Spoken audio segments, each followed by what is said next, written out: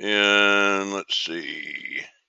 It is February 23rd. We're doing our session 4, which is the 4th session of a 4-part series. And just to do a little brief recap, we had talked the last session about the resistance capacitance coupled triode amplifier. And I'm going to just kind of go back through this briefly and just kind of review, because this is the basis of basically every tube in the amplifier. I mean, you know, your preamp tubes are going to work like this. The output stage is going to work similar to this, although it'll have a transformer coupled instead of resistance. But you know, when you plug your guitar in, the guitar is going to go, well, this is a gain stage. It could be the first gain. If it's the first gain stage, there would be a jack where you plug your guitar in, and that jack would be right here. You'd have a jack going there, and then of course the jack has got a sleeve to the jack, and the sleeve is connected to the chassis, which is basically ground. So when you got your guitar, oh good, I get to draw a guitar. When you got your guitar,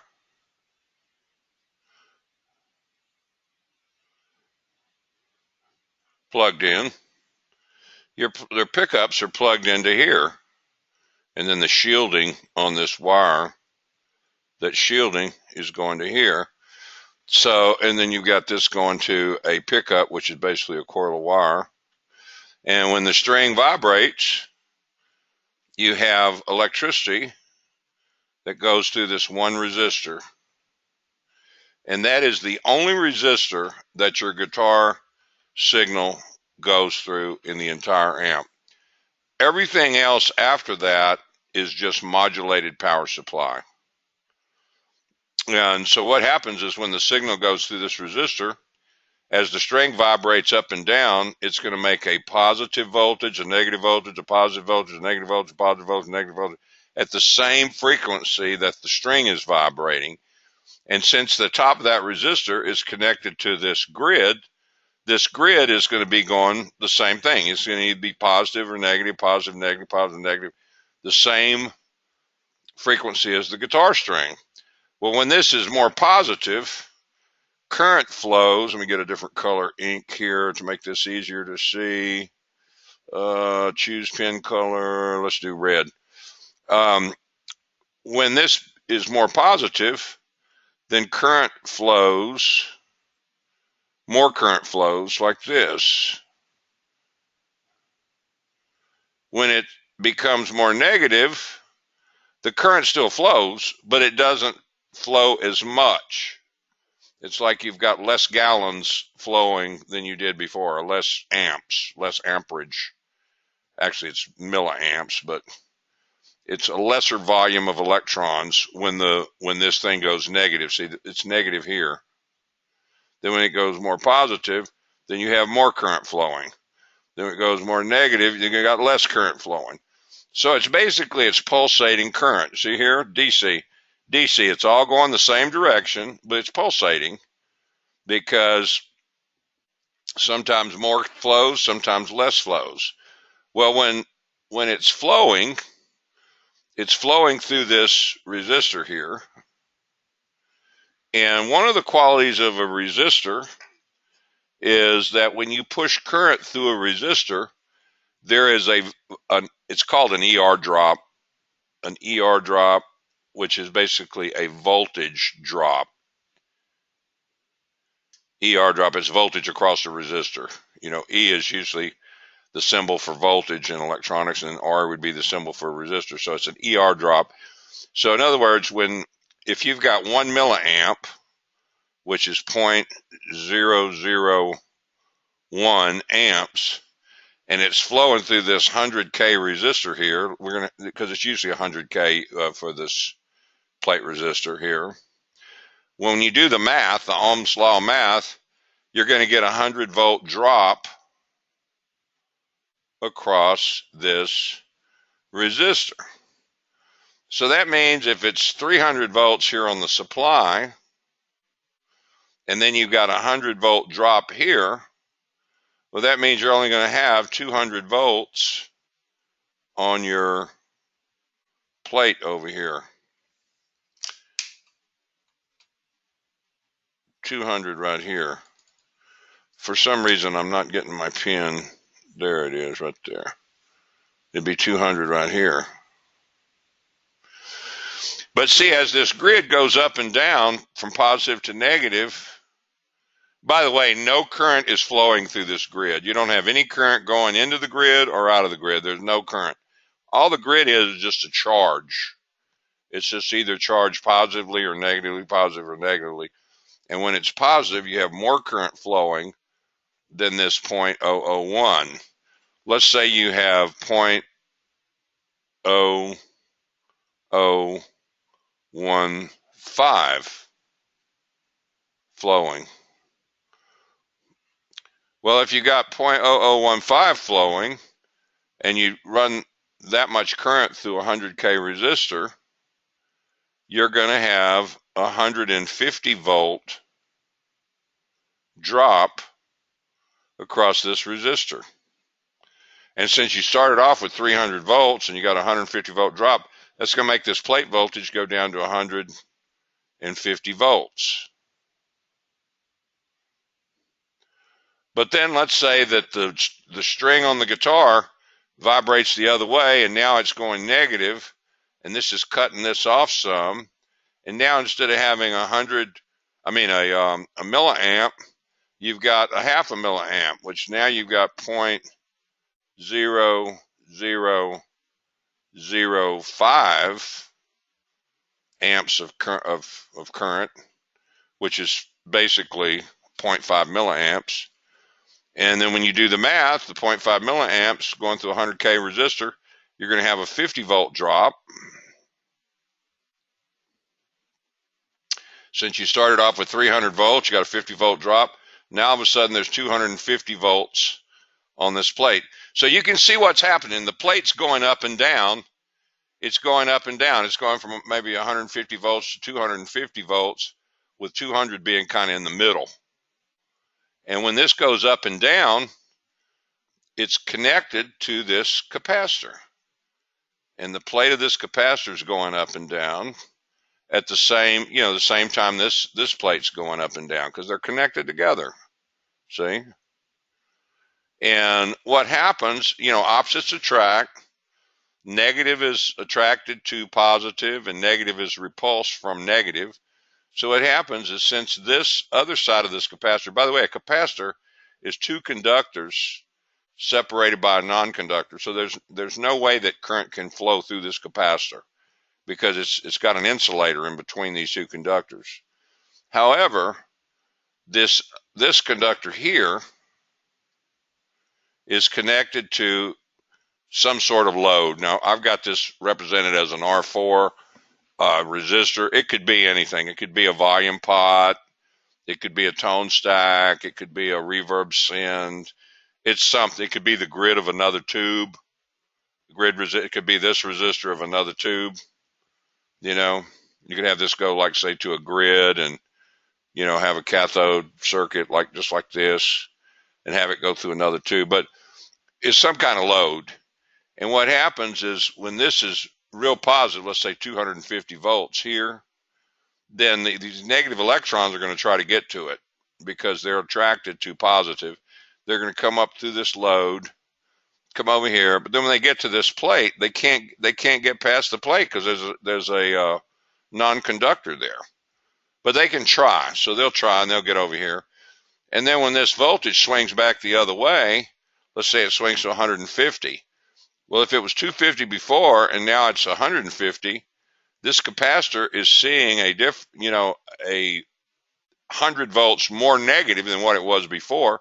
So that's going to make some of these electrons flow back down. And then when the string vibrates the other way, they're going to flow back up. And back up and down, up and down, up and down. What happens is you end up with AC voltage here that's much stronger than the AC voltage we started out with. And that's why they call it amplification, because this output over here is a lot bigger signal. Maybe over here you started off, you had a little signal like this. When you get over here, you got a signal that looks more like this. It's bigger. And then from there, we can either have it run to another stage or, which by the way, that's what we showed you with the champ circuit. With this champ circuit, let me erase all this drawing. That's basically what this is. Here you have that same circuit. Now you're probably going to say, well, wait a minute, this has 2 input jacks. That doesn't look the same. Okay, the reason they had the 2 input jacks on here is because Fender sold their amps with Fender guitars, but they knew that some people were going to use Gibson guitars with them or other types of guitars. So they put 2 input jacks so that if you plugged into this one, you would have more gain than if you plugged into this one. And that way, if somebody's using a humbucker pickup that's got double the output of a single coil, they could still get a clean sound. So that's what this little circuit's about. And we can analyze this circuit at some other time, but basically that's all it does. Here you get full signal, here you get half signal. But this is exactly the same as that triode coupled amplifier here that we were just looking at. You know, here's your R1. R1 is going to be this 1 meg over here. Just 1 meg here going to ground. And then see that 1500? That's going to be R2. Now on this model, we used a capacitor here to stabilize the voltage on R2. You don't have to have that, and they didn't use it on the champ. You see, they don't have a capacitor here on this champ. But they do have this plate resistor, this 100K, which would be this one here. And they do have a coupling cap, C2, that would be this one here. So you see, that's the circuit that we just saw. Now, they use that circuit over again. They had it running through a volume control here. And the way this volume control works, volume control is a voltage divider. Let's say that up here at the top of this pot, I lost my drawing. Where's the...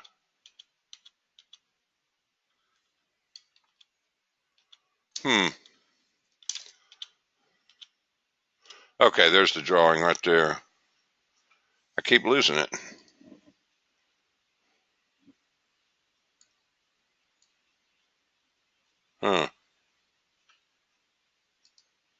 Okay, here it is, but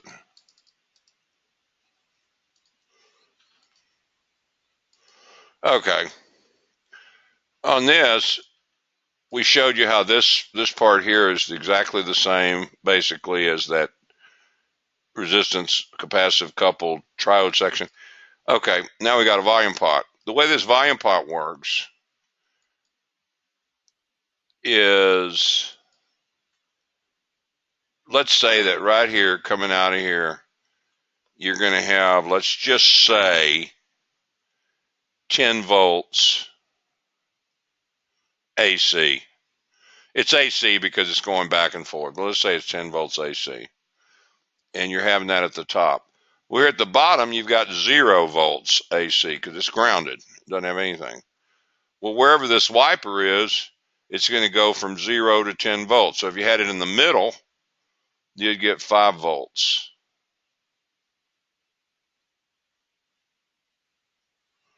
It's hard for me to draw with this pen.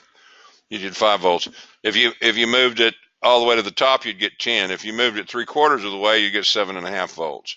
If you moved it, a quarter of the way up, maybe you get 2.5 volts. So the volume control is just a voltage divider device. It's like a resistor with a wiper on it where you can pick a point on that resistor anywhere to get signal off of it. But then this is going into another stage, and this stage is just like this stage right here. is the same thing as what we just looked at for the first stage. This here, same thing. But the R1 in that circuit is your volume control. See here, you got a volume control, so you can adjust it, but that would be like R1. The cathode resistor here, R2, would be this resistor here. The plate resistor, R3, would be this resistor here, 100K. And then it's going to have a capacitor to couple it. C2 here is the same as this one here. And then it's going to go to a load. R4 is going to be this resistor here, which is basically used as the grid resistor of this 6V6. Now the 6V6 is similar to the others. It's got the resistor going to ground from the grid, just like this one does and just like this one does. It's got a resistor going from the cathode to ground, which biases the tube, and that's the same thing here and here, but it is bypassed. And when you bypass it with a cap like this, think of that cap as like a little battery, where it just, all it does is it keeps the voltage stable on top. It's not a battery because it doesn't have any voltage of its own, but once it gets charged from the resistor, it doesn't want to change the charge. It wants to keep that charge the same, like a flywheel. Think of it as a flywheel for voltage, or a battery that's always the same voltage. It keeps it stable so that your bias voltage doesn't bounce all over the place. And then on this one, instead of going through a resistor and having a capacitor, you can't do that on an output stage, because an output stage connects to a speaker. And a speaker is very, very low impedance, very low impedance. You know, usually on this champ, it's 4 ohms. Well, this tube here, the 6V6, wants to operate into 8,000 ohms. So there's no way you're going to drive a 4 ohm speaker with an 8,000 ohm device unless you use a transformer. Because think of it as it's like riding a bicycle. If you have a 15 gear bicycle and you're trying to go up a hill in the 15th gear, it is not going to work, because your power doesn't match the load. So we use a transformer, and this is like having you know, the gears on a transmission, or the turns ratio, or the gear ratio of a racing bike or something, to where you've got you're matching this high impedance load to where it'll work with a low impedance load. It changes the current. It makes the current a lot more. The voltage goes down, but the current goes way up, and that's what makes it work with this speaker. Now I'm going to pause for a minute, and let's see. Somebody asked me if there's payment options on the course. I'll cover that in just a second. Does anybody have any questions on this amplifier here that we looking at, this champ? Any questions, comments? If you got a question, raise your hand, because I'm fixing to move it to the next level here. Okay, Kevin Galloway, go ahead. I assume you have a mic. I do, yeah. Can you just go over the 22K feedback resistor again and how that affects the previous stage? And that's something that I have not. I didn't even talk about that yet, but that is something that's in there. Not all amps have that. That is a feedback. This is a feedback resistor. It's a negative feedback resistor. Okay, here's the thing. Let's say that you build an amplifier, and when you play an A, the A seems louder than the B. And then you play the C, and the C doesn't seem as loud as the A. And you know, and the frequency response is not even through the amp. Well, what's used a lot is what's called a negative feedback circuit. And what it is they'll take a small signal sometimes off of the speaker, usually off the speaker, and they'll inject it somewhere in front of the output tube. That's a place that's out of phase with the speaker. Now, out of phase, what do we mean by out of phase? Okay, it's reverse polarity. Like if you've got a signal, and let's say your signal is like this, the out of phase version of that would be this. Same signal, but instead of being, when this one's positive, this one's negative. And then when this one's negative, this one's positive. So it's reverse phase. And that's what this is doing here. So let's say that you hit a note that's exceedingly loud. It's a lot louder than the other notes. Well, that's the way I like to play them. What's that? That's the way I like to play them. But you hit a note and it's a lot louder than the other notes. Well, then it's coming off this speaker. So it's going to send a signal back. And this signal's not going to be very big because you're going to have a resistor in the way that's going to drop the signal way down. But it's just going to give it a little bit of signal. And they're injecting it back over here into a spot that's out of phase with the speaker. So when you go to hit that real loud note at the speed of light, this thing sends back a signal over here that's the opposite of the signal that you've got. And what it does is it tames this one down. So it's going to reduce the gain on that second stage. Yeah, on that note. Okay. It'll do it on that note. But then let's say you hit another note and it's not very loud. Well, since it's not very loud, you don't have as much negative feedback and therefore less phase cancellation. So it tries to even everything out frequency response wise. Okay. And you'll see this on some amps. Some amps don't have them. A Tweed Deluxe doesn't have it. A Champ does. Pretty much all the blackface amps had them. The Vox amps don't. The Marshalls do. Most of the Kendrick amps do. So you don't have to have it, but it's something that is sometimes used for that. Okay, and then now somebody else here has some questions. He says, one of your books says not to raise the value of the 16 microfarad cap on a Champ. Someone raised the value on my Champ to 20 microfarad. The amp it just is not inspiring, so I thought of changing it back. Could you elaborate on this? Okay, I don't remember ever saying that. I'm not saying I didn't say it. Hell, that was, I started writing books 26 years ago, so there's no telling what I said. But I would go with a bigger cap here for this main stage. And, a 16 the difference between a 16 microfarad cap and a 20 microfarad may not be as much as you think, because caps are made generally plus or minus 20%. So if you had a 16 microfarad that was plus 20%, that's going to be 19.2 microfarads.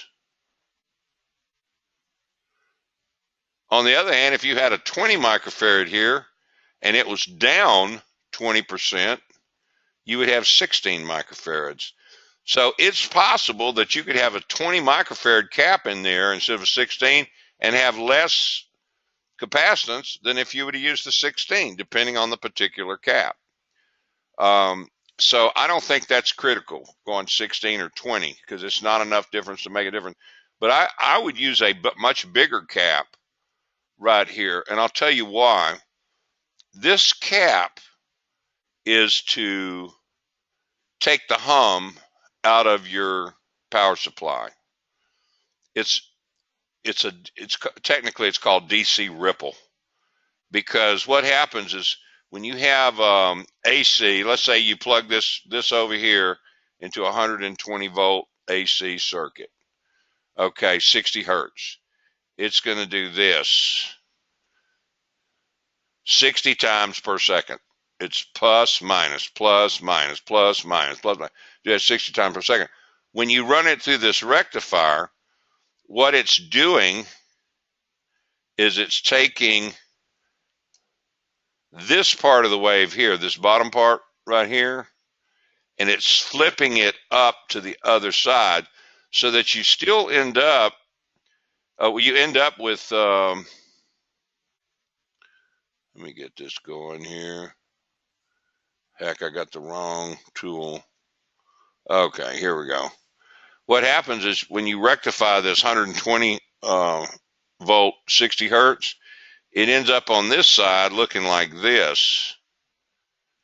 On the positive side, you get a positive, and on the negative side, you get a positive. The positive side, you get a positive, and the negative side, you get a positive. So it's all DC. It's all plus voltage on this side. That's what rectification is. It's changing it from alternating to non-alternating. But it's pulsating. And so that's why they have this cap here. This cap acts like a big battery, and when this thing pulses, it charges this cap more. And then when it's on the downswing here of the pulse, the cap discharges. And so what you end up with is something more like this. And that's hum. It's hum. And it's not 60 hertz hum. Over here it's 60 hertz hum. Over here it's 120 hertz hum, because when you flip that other half of the wave up, now you've got two halves of the wave that are on the positive side, so it makes the hum double in frequency. And this cap here is to smooth it out. So you're going to have some ripple there. And, you know, if I were building one of these, I would put a 40 right here, because what that's going to do, or you could even use 100. You could even use 100. What it's going to do is it's going to take this ripple out to where instead of having that ripple current, you've got, you know, smooth DC, and then you don't hear a bunch of hum. Now, why didn't Fender do it? You're probably thinking, why didn't Fender do it? You know, I'll tell you why they didn't do it. Because these amps were sold as a student amp. People were playing them in their bedrooms. They were playing them in dormitories. They weren't gigging with them. They didn't turn them up. You know, it was a little 5-watt amp, and they had it turned down to, you know, halfway or something. So it wasn't drawing hardly any current. And when you don't draw a lot of current, you don't need a lot of capacitance in order to smooth out the ripple. The more current you draw, the more capacitance you need to smooth out the ripple. So I would recommend going with a 40 or 100, even 100 right here. Depends on what rectifier tube you use. If you use a 5AR4, you could easily do 100. 5Y3, probably 40 would be better. Okay. So let's see what else.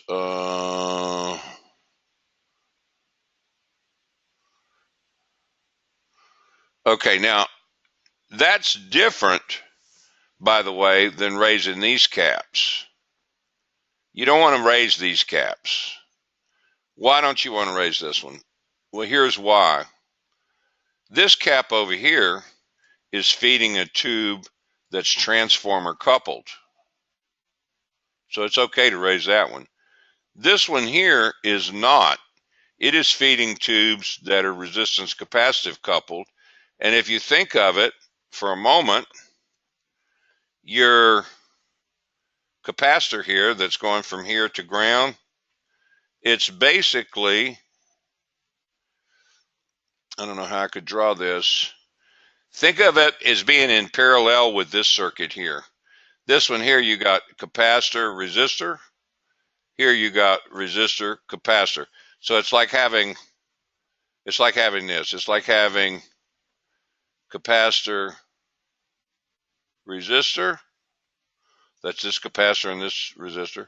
And then over here, it's resistor, capacitor. So resistor, capacitor. So they're in parallel with each other because they're both going to ground.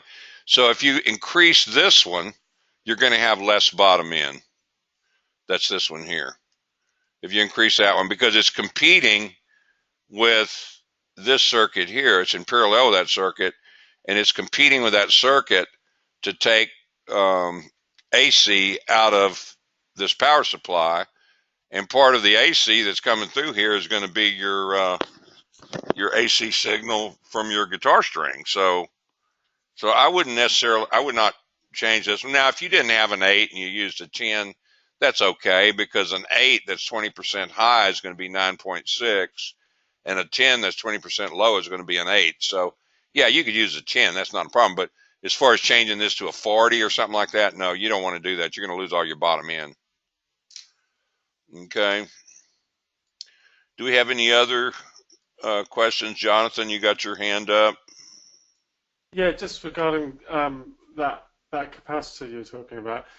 If you're designing an amp or you're building one, do you literally just try different capacitors and tune it, basically tune it to the amp? Is that how you decide that value? By listening? Which value? For the filter cap that you were just talking about. The filter cap? Okay, there's a way to do that. Usually, you figure 5,000 microfarads per amp, and then you figure out the current. You can do it mathematically and all that. You don't need to do that. You don't need to do that. That's too much math. Most all of your amps are very similar. Your preamps are going to either use an 8 or a 10 or a 20. Your output, the output stage is going to use anywhere from an 8 to a 40 here, and anywhere from a 16 to 100 here. So, it depends on how much current. If you're drawing a lot more current, you need more capacitance. So see, this is just a little 5-watt amp. This is not drawing a lot of current, so we don't have to use very big caps. If this was 100 watt, we would probably want to use 100 microfarad here, maybe a 40 microfarad here, and a 20 microfarad here. Because it's a function of current. The more current, the more capacitance you need. Right. Okay. Okay. And one other thing with the negative feedback loop, where that's connected, why is it connected to the cathode of the 12AX7? Because that's a point that's out of phase with the speaker. I see. Right. And also, you know what? Usually it's better to connect if you can get to a cathode circuit, it's usually better to have your feedback loop go to a cathode circuit, because a cathode circuit's much lower impedance than the plate circuit. You could have it go to a plate circuit, you could have it go over here. Well, see, I wouldn't do it over here. This would be the plate circuit. I wouldn't do it over here, because then you got a volume control in the way, and it's going to interfere. That's going to fight the volume control. You need to have it on this tube, and the place on this tube that's out of phase is the cathode. Right. Okay. Now, if you wanted to, you could swap these two wires here, this one for this one, change the phase of this, and you could have this inject back into this plate circuit here. But see, then you're going to have to put a coupling cap to keep the DC off of the speaker and some other stuff. So that's probably why they did it like this. Right. You got 1 volt here. You got 1 volt here. That 1 volt's not going to do anything to that speaker. Yeah. You don't need a blocking cap there. Right. Okay. Any other comments? Go ahead. Go ahead. Oh no, I finished. That was I was saying cool. Okay. Okay, and then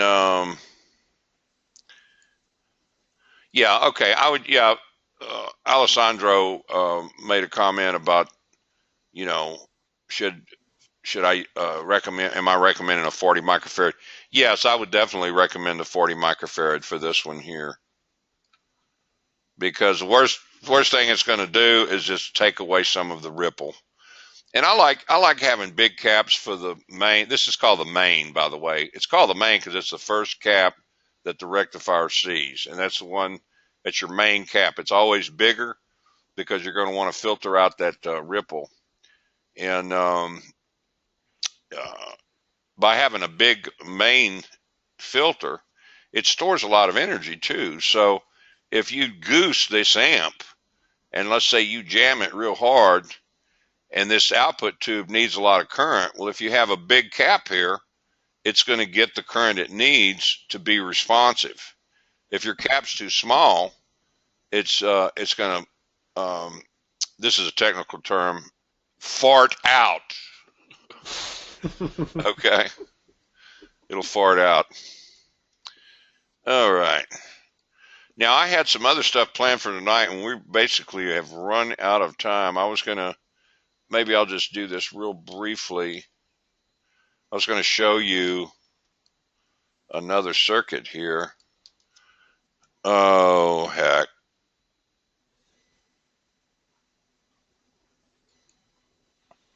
Let's see here.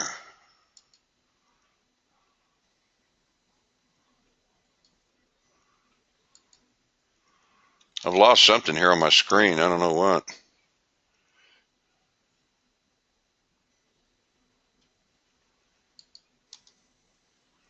Okay. Here it is right here. This is the Deluxe. Now, this is a little different than the Champ, but it's not that much different.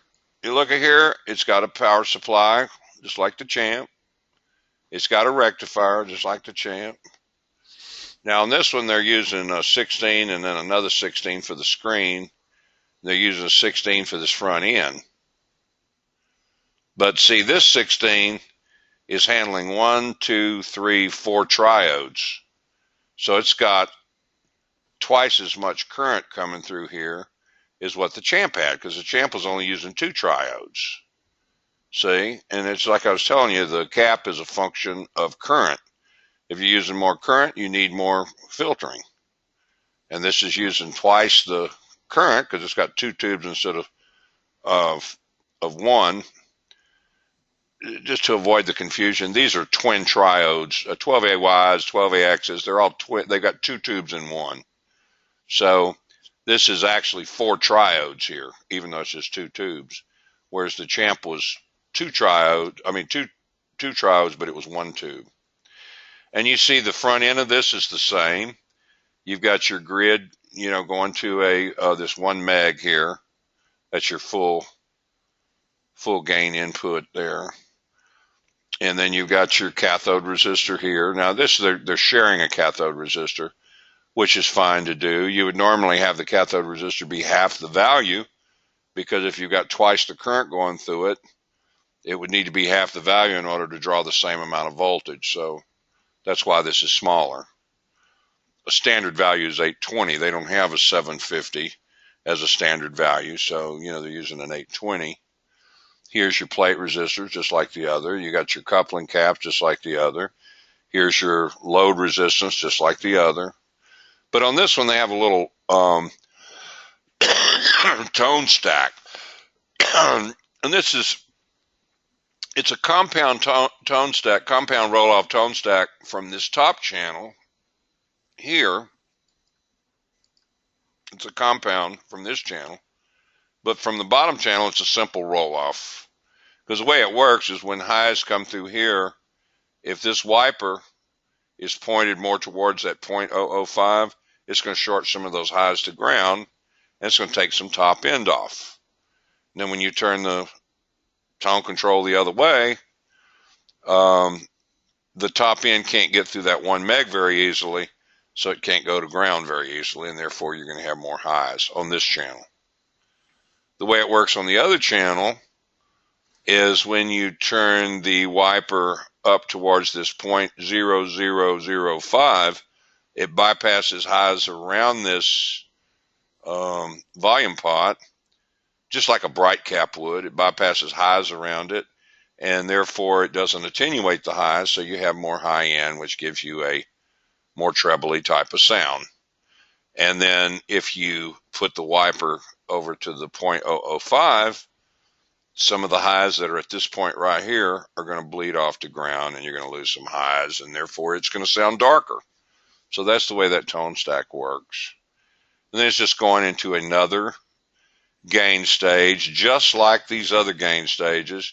You got your 1 meg resistance going to ground off the grid. You got your cathode resistor and your bypass cap. Here's your plate resistor, same as the others. Here's your coupling cap. But then it's going to a circuit here. This is called a phase inverter. And what they've done is basically they have split this 100K plate resistor into two, and they put half of it on the plate and they put the other half on the cathode circuit. And the reason they did that is because that way they can take signal off of the cathode that's about the same amplitude as signal off of the plate, and they drive one tube off of the plate, drive the other tube off of the cathode. Now, it sounds fancy, phase inverter. All that means is that it has a phase inverter just has two outputs. One of the outputs is one phase and the other is the opposite. So right now, let's say that you have a plus signal that's hitting this grid. Okay, here's your plus signal that hits the grid. When that plus signal hits this grid, more current goes through here. When more current goes through here, you got a bigger voltage drop across this, so that makes this plate voltage go down. So see, it's the opposite phase of the input. See, when this goes positive here, this is going negative. And then on your cathode circuit, when this goes positive and you've got more more voltage running through here, then this is going to become even more positive. So here, this one's going to be positive for that half cycle. Then when this goes to the negative cycle, then this is going to go positive, and this one's going to go negative. So what you've got is you've got one input, but you got two outputs, and these outputs are out of phase with each other.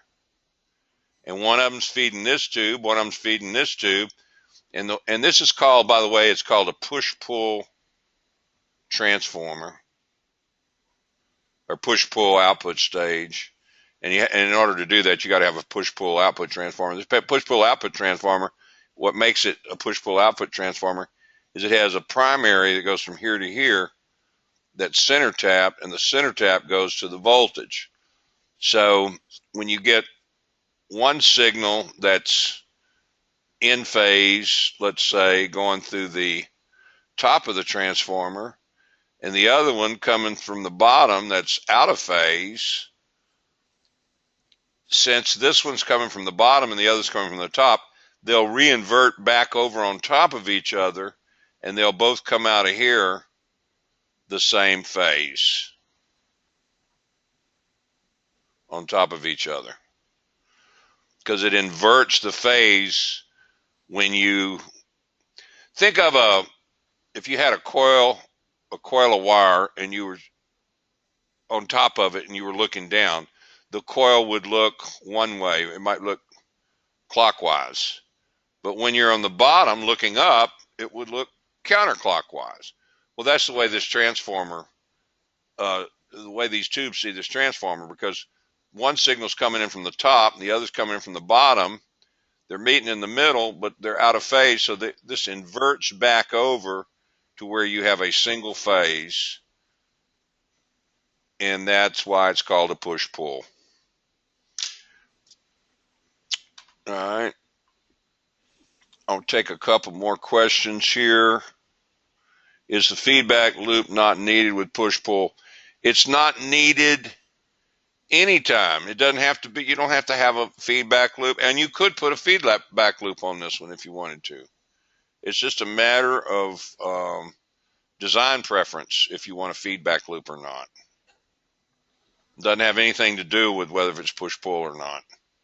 Matter of fact, a bunch of push-pull amps have that.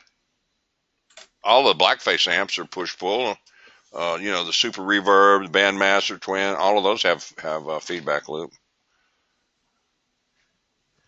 Can speaker load be mixed parallel and say add on a series cabinet kept separate. Well, I'm not sure if I understand your question. You only have, whether you're putting a speaker in series or parallel, whatever, the transformer is going to see that as one load. And there are some formulas for figuring out what that one load would be, which I'm not going to get into right now. But the transformer just sees whatever the total load is. Okay. Is the ground switch needed on a 3-pin plug these days? No, it's not. You don't have to have a ground switch. Back in the old days, they used a 2-prong, and one of the prongs from the wall was actually connected to the chassis, and you could shock the crap out of yourself with those amps, which Lord of mercy knows I've done it many times, because that's the era I grew up in. I mean, I remember when we would set up to go play a gig, we would check to see if the microphone was going to electrocute us before we start the show, and then we'd have to reverse the plug going to the wall, so we wouldn't be electrocuted by the microphone. But you don't need all that. Nowadays they use a 3-prong plug, and the third prong, the ground prong, is connected to the chassis, and that keeps everything grounded on that chassis. So, all right.